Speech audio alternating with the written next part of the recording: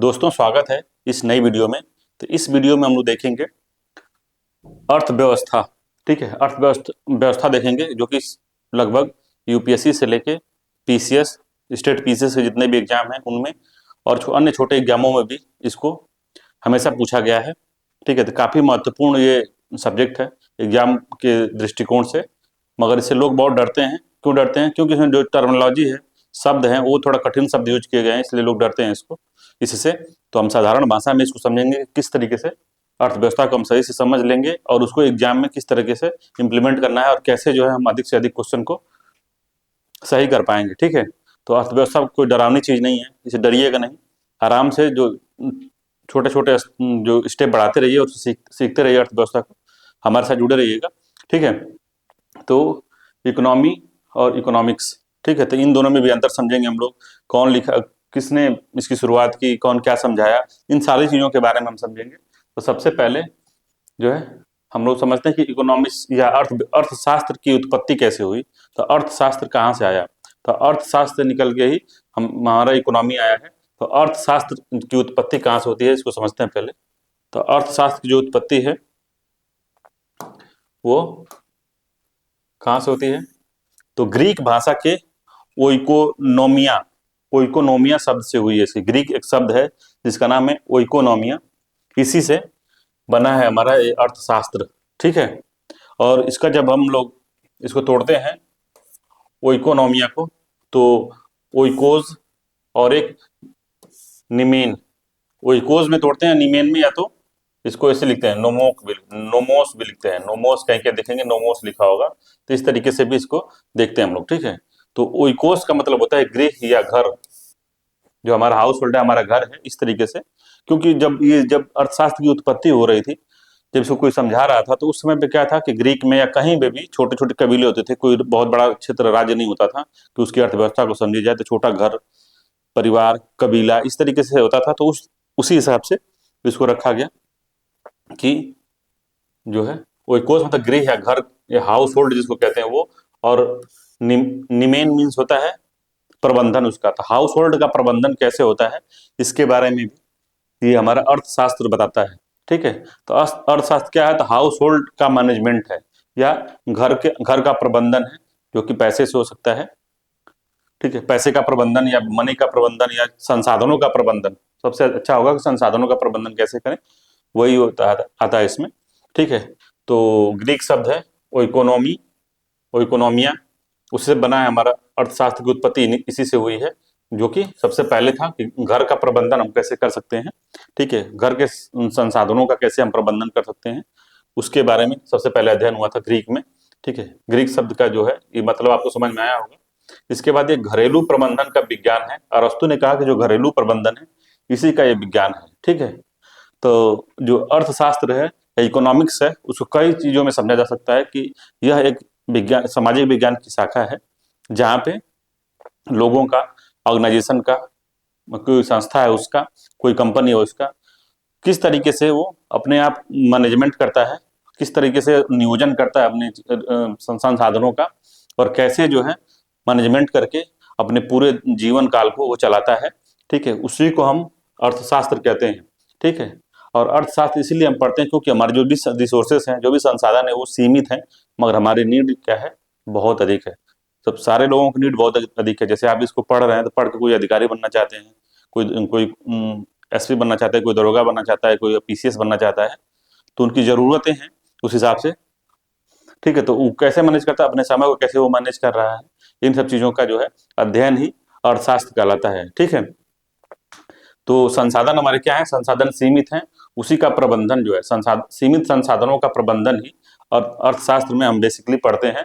वो संसाधन समय हो सकता है, ठीक है, पैसा हो सकता है, हवा हो सकता है, पानी हो सकता है, बिजली हो सकती है, सड़क हो सकती है, कुछ भी हो सकता है, अपना हमारी भूमि हो सकती है, वो कुछ भी हो सकती है। ठीक है, तो हम सबसे पहले अर्थशास्त्र की उत्पत्ति को समझा कि ग्रीक भाषा के ओइकोनोमिया से हुआ है, जो कि घर का प्रबंधन, उसका मुख्य उद्देश्य था कि घर का प्रबंधन हम कैसे करें।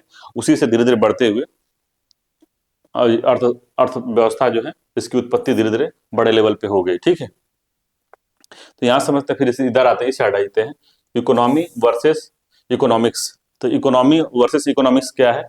तो इकोनॉमिक्स अभी हमने देखा था अर्थशास्त्र की उत्पत्ति कैसे हुई। अब फिर इकोनॉमिक्स समझते हैं क्या है। तो यह सामाजिक विज्ञान की एक शाखा है जहाँ सीमित संसाधनों का सर्वोत्तम प्रयोग करना सिखाया जाता है। तो सीमित संसाधनों का सर्वोत्तम प्रयोग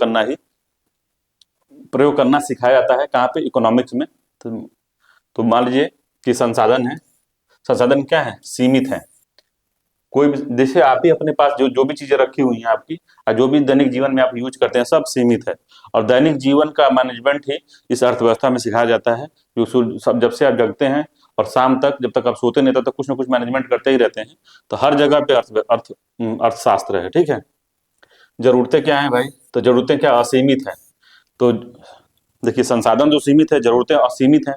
तो हमको क्या करना है, कैसे प्लानिंग करनी है कि हमारी जो है असीमित जो जरूरतें हैं उसको भी हम पूरा कर सकें। नहीं तो अर्थशास्त्र की जरूरत ही नहीं पड़ती। अगर संसाधन जो है अनलिमिटेड होते तो हमको किसी चीज की मैनेजमेंट करने की जरूरत ही नहीं पड़ती कि हम जाड़े के दिन में या ठंडी के दिन में हम ये अपना गेहूं उगाएंगे, फिर न तो हम बरसात के दिन में धान उगाएंगे।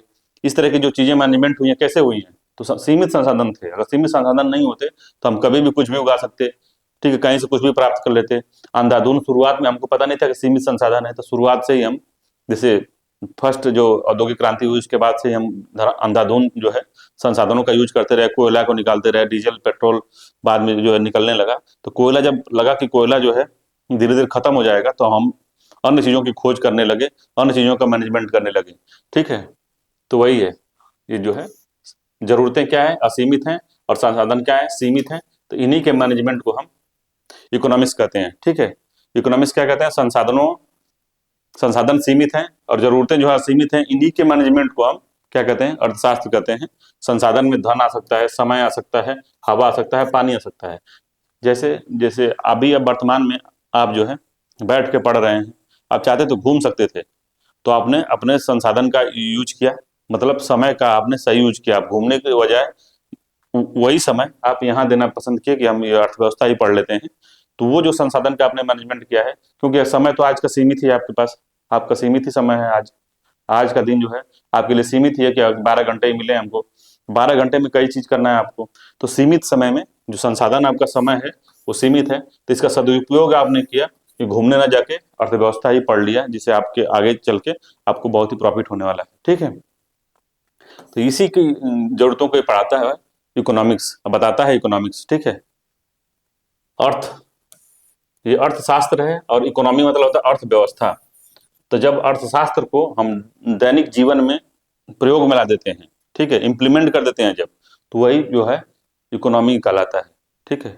इकोनॉमिक्स में इकोनॉमिक्स में क्या कहते हैं, हम अध्ययन करते हैं चीजों का, इसके बारे में हम थ्योरी समझेंगे, किन्स क्या कहे थे, स्मिथ क्या बोले थे, मार्शल क्या बोले थे, इन सब चीजों को हम समझते हैं, पढ़ते हैं, ठीक है। पढ़ने के बाद में कैसे उसका इम्प्लीमेंटेशन करना है, सिद्धांतों का कैसे हम इम्प्लीमेंट करेंगे, या कैसे उसको हम अपने दैनिक जीवन में उतारेंगे, उसी के उसमें ही हम अर्थव्यवस्था को पढ़ते हैं। तो अर्थव्यवस्था में क्या आता है, अर्थशास्त्र का व्यवहारिक स्वरूप जो है, असल जीवन में उत्पादन कैसे होता है, व्यापार कैसे होता है, उपभोग कैसे होता है, कैसे जो है मांग और आपूर्ति को हम मैनेजमेंट करते हैं, उस सारे चीजों का अध्ययन जो है इकोनॉमी में किया जाता है, या अर्थव्यवस्था में इसका जो है किया जाता है, ठीक है। तो ये बेसिक था, जिसे एग्जाम में कभी कभी एग्जाम में पूछता है, हमेशा नहीं पूछता। तो ये जो है बेसिक है एकदम से, ठीक है। तो इकोनॉमी मतलब सैद्धांतिक रूप है, किसी किसी भी चीज का सैद्धांतिक रूप है।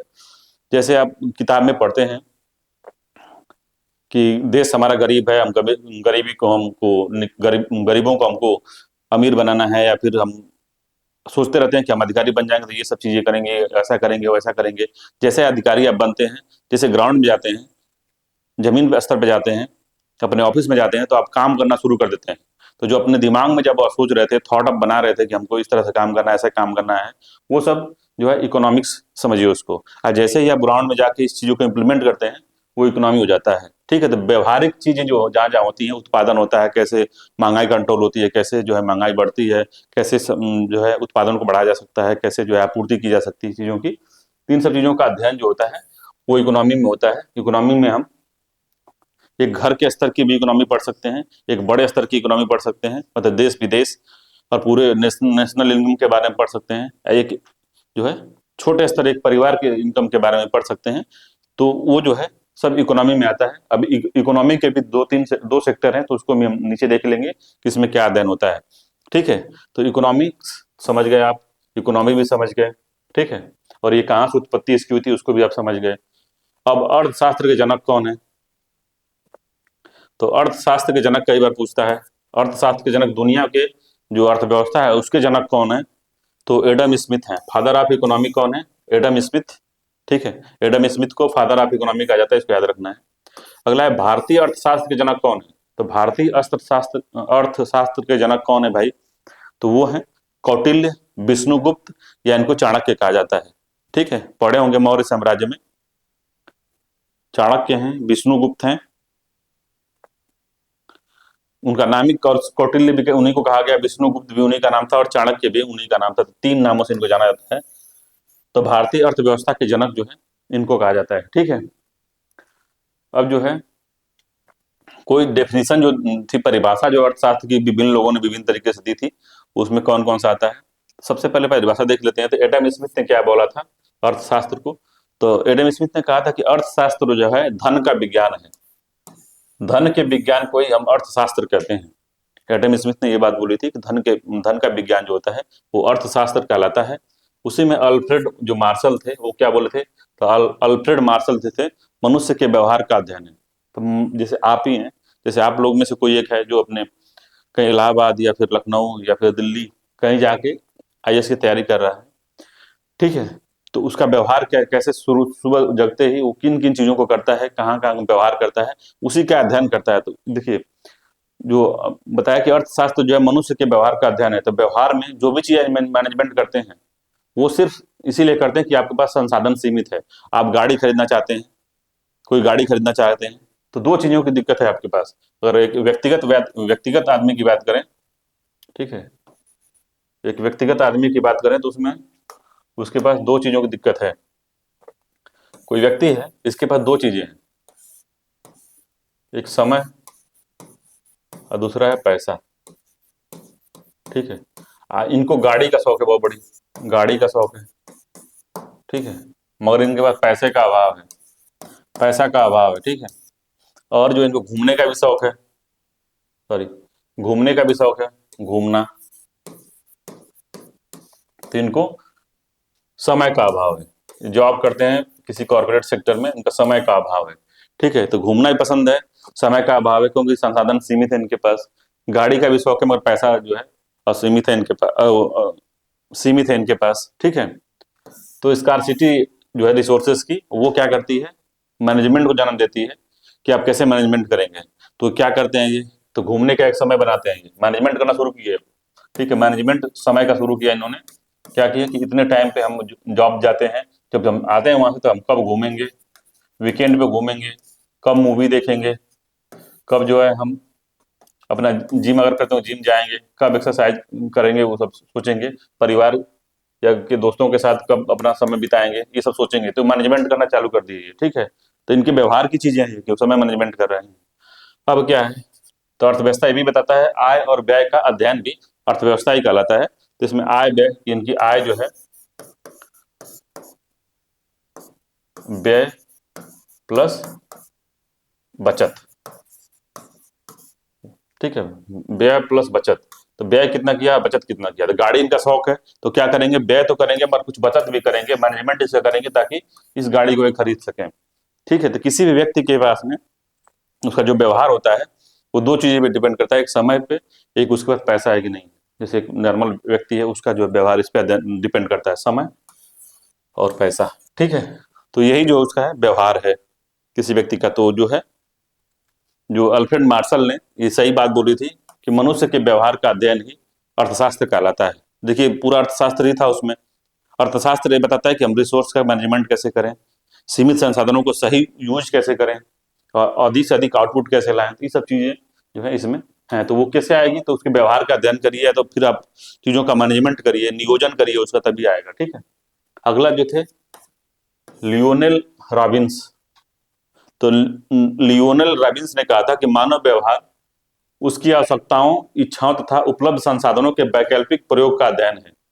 तो मानव जो बोला था अर्थशास्त्र क्या है? तो अर्थशास्त्र मानव व्यवहार और उसकी इच्छाएं। तो मानव का जो व्यवहार है, अर्थशास्त्र मानव के व्यवहार, उसकी इच्छाओं तथा उपलब्ध संसाधन के वैकल्पिक प्रयोग। तो समय का वो कैसे 12 घंटे उसको मिला, मगर उसका वैकल्पिक प्रयोग कैसे किया। तो कुछ देर देर जॉब करता है, अपना जो सीमित समय उसमें जॉब जॉब भी करता है, फिर जो है घूमने जाता है, मूवी देखता है, बच्चों के साथ समय बिताता है, दोस्तों के साथ समय बिताता है। तो उपलब्ध संसाधनों का वैकल्पिक प्रयोग उसने किया, ठीक है। वीकेंड पे जाना, घूमने टहलने, ये सब चीजें, ठीक। या तो फिर पैसा है, तो पैसे का सीमित संसाधन था, उसके पास पैसा सीमित था कि उसको 1 लाख रुपया ही पर मंथ उसको मिल रहा है, तो उसमें भी बच्चों की पढ़ाई, घर का रेंट, खाना पीना, विद्युत का खर्च, इन सब चीजों का खर्च जो है निकालने के बाद जो है अपने जो जरूरत की चीजें नहीं है उसमें वो निवेश करेगा, ठीक है। तो ये रॉबिन्सन ने बोला था कि मानव व्यवहार उसकी आवश्यकताओं, इच्छाओं तथा उपलब्ध संसाधनों के वैकल्पिक प्रयोग का अध्ययन जो है अर्थशास्त्र में होता है, उन्होंने बोला था। अगला कार्ल मार्क्स ने क्या बोला था, मानव समाज की प्रगति के नियम की खोज करना इसका उद्देश्य होना चाहिए। तो इन्होंने कहा था कि जो अर्थशास्त्र है वो मानव समाज की प्रगति, जो मानव समाज की प्रगति कर सके, नियम की खोज करना उद्देश्य होना चाहिए किसका, अर्थशास्त्र का। ये जो है कार्ल मार्क्स थोड़ा वो थे, कम्युनल थे, तो कम्युनिस्ट विचारधारा के थे, तो ये जो समाजवादी विचारधारा है इसको लेके चलते थे, तो इसलिए इस तरह का बात जो है वो बोले हैं, ठीक है। अगला है अर्थशास्त्र की प्रमुख पुस्तकें। तो अर्थशास्त्र की प्रमुख पुस्तकें जो यूपीपीसीएस में मिलान कराता है, या छोटे वनडे एग्जामों में पूछता है कि ये बुक किसने लिखी है, तो ये काफी इंपॉर्टेंट है, इसको नोट कर लीजिएगा। ऊपर का तो मान लीजिए ये कथन कभी कभी पूछ सकता है कि धन का विज्ञान किसने कहा था, या फिर मनुष्य के व्यवहारों का अध्ययन जो है किसने बोला था। तो कभी कभी स्टेटमेंट दे के ये क्वेश्चन पूछ सकता है, ठीक है, यूपीएससी और यूपीपीसीएस दोनों में भी। तो ये थोड़ा सा इंपॉर्टेंट, इसको समझ लीजिए।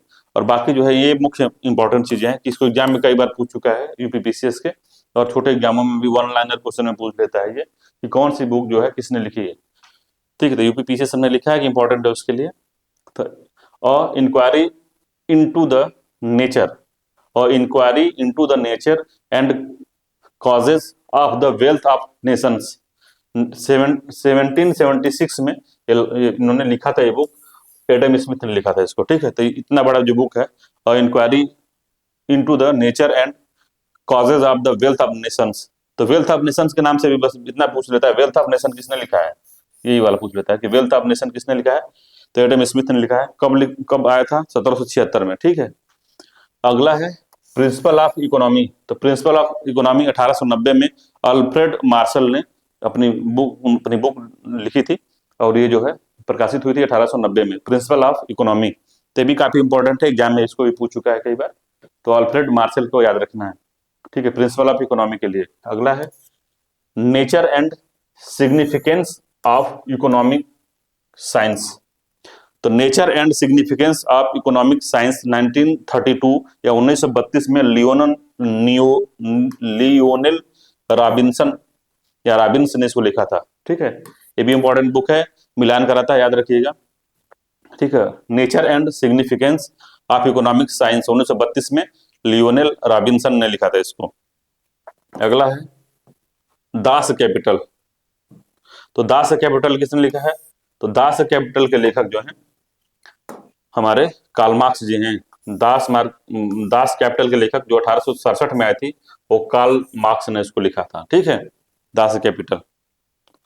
और the general theory of employment, interest and money.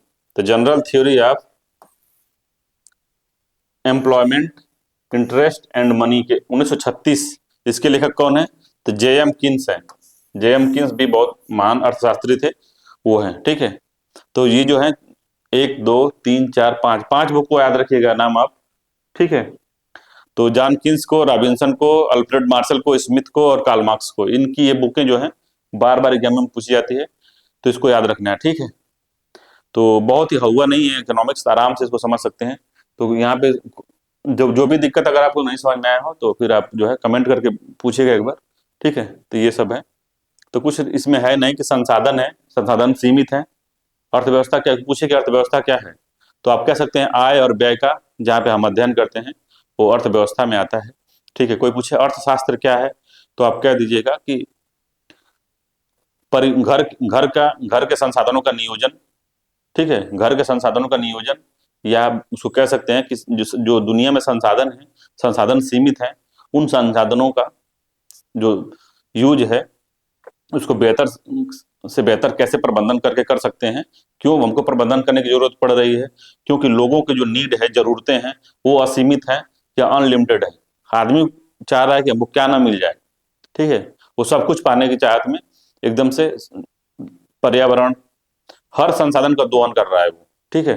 तो ये बात है। तो क्या है, संसाधन सीमित हैं, जरूरतें असीमित हैं, इन्हीं का प्रबंधन जो है इकोनॉमिक्स या अर्थशास्त्र कहलाता है। और इसी अर्थशास्त्र का जो है, इसी संसाधन के प्रबंधन का जो हम इम्प्लीमेंटेशन करते हैं जहाँ पे, तो हमारा इकोनॉमी कहलाता है, ठीक है। ये वाला इकोनॉमी कहलाता है, ठीक है। और बाकी तो अल्फ्रेड मार्शल, लियोनल रॉबिन्स और स्मिथ को समझना होगा, आपको याद करना होगा इनकी बुकों को, ठीक है। अगले टॉपिक चलते हैं। क्या है अगला? अगला है अर्थशास्त्र की शाखा, या इसको कह सकते हैं अर्थव्यवस्था की शाखा कह सकते हैं। अर्थव्यवस्था की शाखा, ठीक है, या अर्थशास्त्र की शाखा ही सही है, ठीक है। अर्थशास्त्र की शाखा ही लिख लीजिए,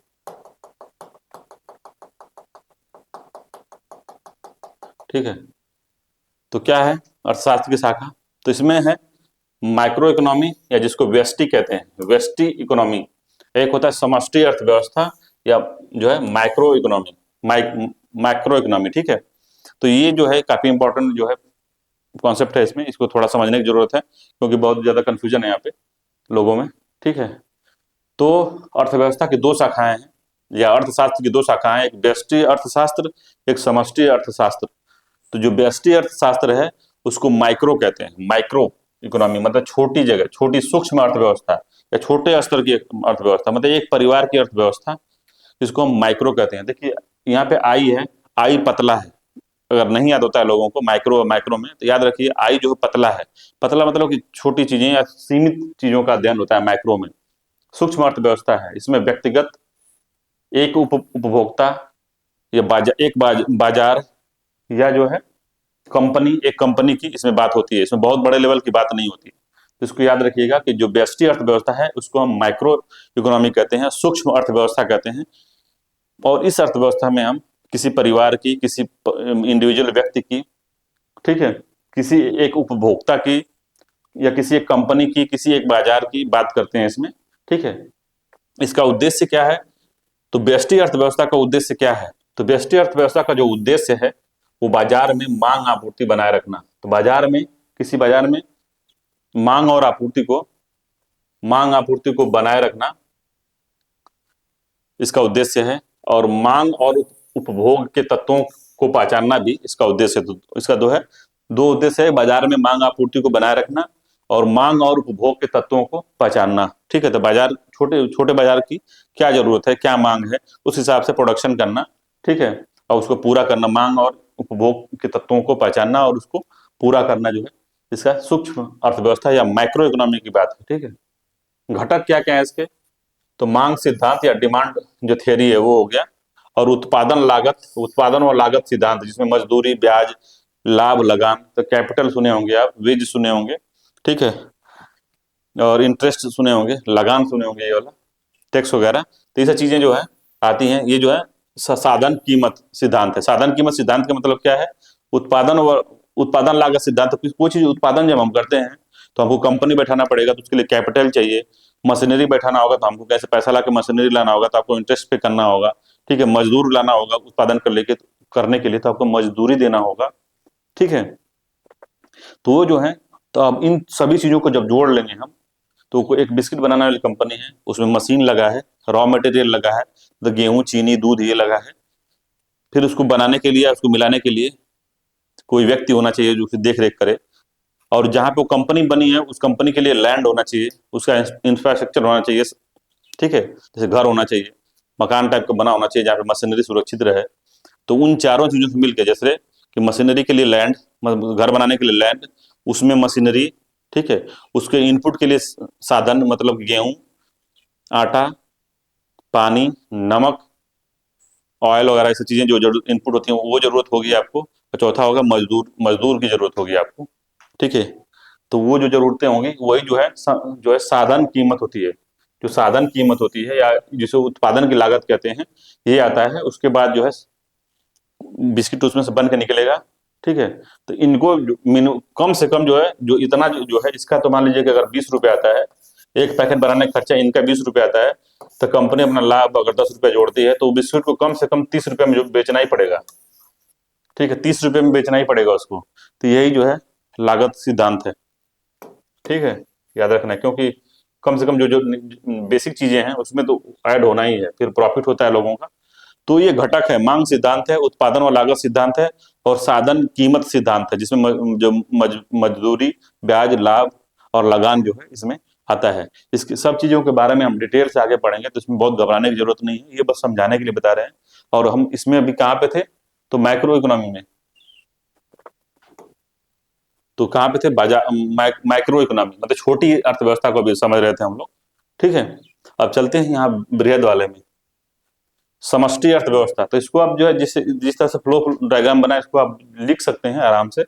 ठीक है, एक नोट्स की तरह आप बना सकते हैं, इसको लिख के समझेंगे तो काफी आसानी होगी, और इसी तरीके से पूरा इकोनॉमी खत्म हो जाएगा, आपको पता ही नहीं चलेगा। ठीक है, तो समष्टि अर्थव्यवस्था क्या है, तो इसमें माइक्रो कहते हैं। देखिए उसमें माइक्रो लिखा था, ये आई था, आई पतला है, तो छोटी चीजों की बात हो रही होगी। यहाँ पे ए है, माइक्रो, तो ए है यहाँ पे, तो ए बड़ा है, तो इसमें बड़ी चीजों का अध्ययन होता है। तो इसको समझिए, बड़ी चीजों का अध्ययन होता है। जिसको याद नहीं होता उसके लिए बता रहा हूँ, कुछ लोग हैं समझ नहीं आता बेचारों को, तो उसके लिए बता रहा हूँ।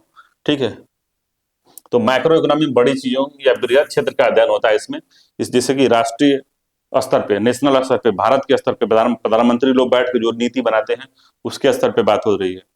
ठीक है, राष्ट्रीय आय की बात होगी इसमें, जीडीपी की बात होगी, राजकोषीय नीति कैसे बनाना है वो बात होगी, मौद्रिक नीति कैसे बनानी है, कि आरबीआई जो है कैसे मौद्रिक नीति बना रहा है उसके बारे में बात होगी। ठीक है, फिर अंतर्राष्ट्रीय स्तर पे जाएंगे हम, तो बैलेंस ऑफ पेमेंट, जिसको भुगतान संतुलन कहते हैं, कि एक देश अन्य देशों से किस तरह से व्यापार करता है। ठीक है, किस तरह से वो व्यापार करता है, उसका अध्ययन जो है यहाँ पे किया जाता है। बैलेंस ऑफ पेमेंट में एक्सपोर्ट कैसे होगा वर्ल्ड लेवल पे, इंपोर्ट कैसे होगा, वो सब चीजों के बारे में। और अंतर्राष्ट्रीय संगठन किस तरह से इसमें अपना रोल निभाते हैं, तो अंतर्राष्ट्रीय संगठन का वगैरह का जब अध्ययन होता है उसको समष्टि अर्थव्यवस्था कहते हैं, या मैक्रो इकोनॉमी, मैक्रो या माइक्रो है, ये माइक्रो अर्थव्यवस्था है, ये मैक्रो इकोनॉमी है। ठीक है, तो ये जो है मैक्रो समष्टि के बारे में है। इसका उद्देश्य क्या है, तो समष्टि अर्थव्यवस्था या मैक्रो अर्थव्यवस्था का उद्देश्य है कि जीवन स्तर को स्थिर करना। तो जीवन स्तर को स्थिर कैसे कर सकते हैं, जब प्राइस कंट्रोल रहे, आपकी आपके जो है महंगाई कम रहे। ठीक है, अच्छी सरकार रहे, ठीक, अच्छी सरकार अच्छी राजकोषीय नीति लाए, जिससे कि लोगों का अधिक से अधिक कल्याण हो। तो अर्थव्यवस्था कल्याणकारी विषय भी इसको कहते हैं। अर्थव्यवस्था को ही हम कह सकते हैं कि कल्याणकारी अर्थव्यवस्था, कल्याणकारी विज्ञान है, मतलब कि लोगों के कल्याण के लिए कार्य करता है अर्थव्यवस्था। तो जीवन स्तर को स्थिर करना और आर्थिक विकास करना, लोगों का आर्थिक विकास करना, इसका लक्ष्य होना चाहिए समष्टि अर्थव्यवस्था का। ठीक है, या मैक्रो का, मैक्रो, MACRO, मैक्रो। ठीक है, घटक क्या क्या है इसके, तो आय, लोगों की आय को कैसे बढ़ाया जाए, रोजगार का सृजन कैसे हो उसमें, मौद्रिक नीति कैसे बनाया जाए कि अधिक लोगों का भला हो सके। ठीक है, राजकोषीय नीति कैसे बनाया जाए, टैक्स स्लैब कितना हो। ठीक है, पेंशन को कितना कैसे दी जाए, कैसे हम बाहरी देशों से व्यापार करें, कितना टैक्स हम लगाएं लोगों पे। ठीक है, जीएसटी का बैलेंस कैसे करें। तीन सब चीजों को राजकोषीय नीति में हम लोग पढ़ते हैं।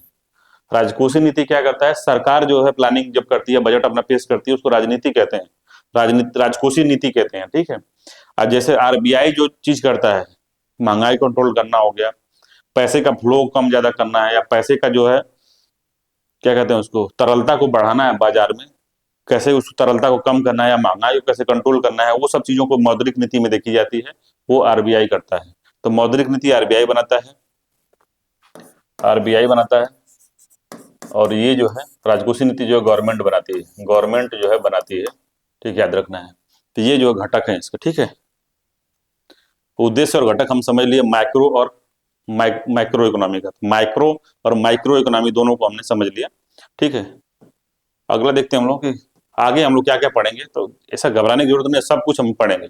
तो क्या है, प्रमुख बुनियादी अवधारणाएं क्या क्या हैं उसके बारे में, आर्थिक समृद्धि क्या होती है, आर्थिक विकास क्या होता है उसके बारे में।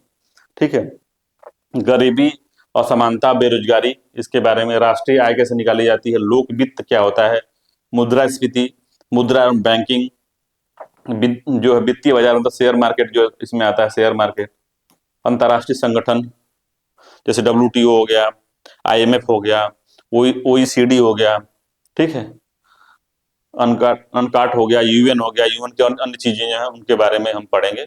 भुगतान संतुलन, जिसको क्या कहते हैं, भुगतान संतुलन,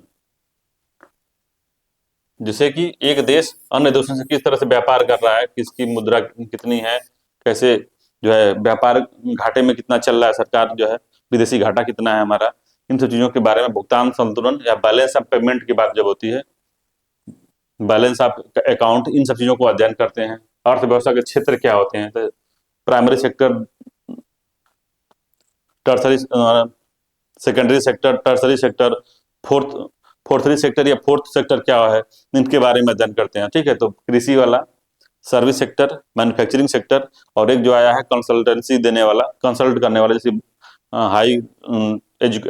हाईली एजुकेटेड लोग उसमें आते हैं, जिसमें इन फर्मों को, जो कि मैन्युफैक्चरिंग वाली फर्म है, उनको जो है सर्विस सेक्टर वाली फर्म है, उनको जो है कंसल्ट करते हैं, उनको जो है राय विचार देते हैं, वो लोग आते हैं उसमें, ठीक है। तो उसके क्षेत्र भी हम पढ़ेंगे इसमें।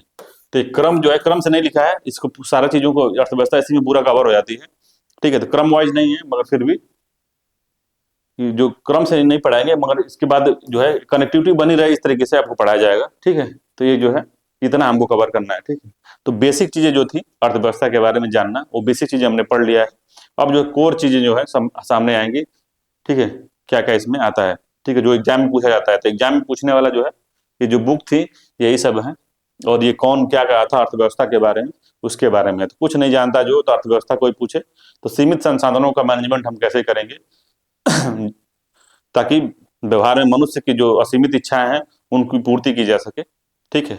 उसके लिए हमको अर्थव्यवस्था पढ़ना पड़ता है, और अर्थव्यवस्था और अर्थशास्त्र में हमने अंतर समझ लिया है। तो इसको अगर एक बार में समझ में अगर नहीं आता है, तो 2 बार 3 बार इसको वीडियो चला के, छोटा वीडियो ही है, इसको देख लीजिए। फिर हम लोग मिलेंगे अगले किसी, इसके अर्थव्यवस्था के, ये डेली नहीं आएगा, ठीक है, डेली डेली वीडियो इसका नहीं आएगा, 2 दिन 3 दिन बाद इसका एक वीडियो आएगा। तो इसको धीरे धीरे हमको कवर करना है, तो जब तक एग्जाम आएंगे तब तक ये पूरा कवर हो चुका होगा, ठीक है। चलिए हम लोग मिलते हैं अगले वीडियो में, टेस्ट में मिलेंगे या फिर अर्थव्यवस्था के अगले वीडियो में। तब तक के लिए धन्यवाद।